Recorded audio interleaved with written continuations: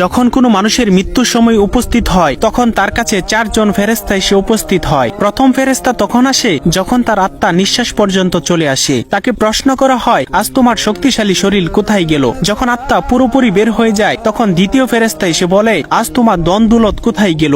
দুনিয়াতে জানিয়ে তুমি গর্ব করিতে। এরপর যখন জানাজা উঠানো হয় তখন তৃতীয় ফেরেশতা এসে বলে, আজ তুমি এমন এক লম্বা সফরে বের হচ্ছ যা এর আগে কখনো করো নাই। আজ তোমাকে এমন এক ঘরে শোয়ানো হবে যেখানে নিঃশ্বাস ফেলানোর জায়গা পর্যন্ত নেই। যখন তাকে কবরে শোয়ানো হবে তখন চতুর্থ ফেরেশতা এসে বলবে, কাল পর্যন্ত তুমি জমিনে চলাচল করেছ, আজ তুমি জমিনের নিচে শুয়ে আছো। কাল তুমি হাসছিলে, আজ তুমি কান্না করছো। কাল পর্যন্ত সবাই তোমার সঙ্গী ছিল, কিন্তু আজ তুমি একা। কোথায় তোমার আদরের স্ত্রী সন্তান যাদের জন্য তুমি মাথার ঘাম পায়ে ফেলে উপার্জন করেছিলে? আজ কেউ তোমার সঙ্গী হবে না একমাত্র আল্লাহ ছাড়া।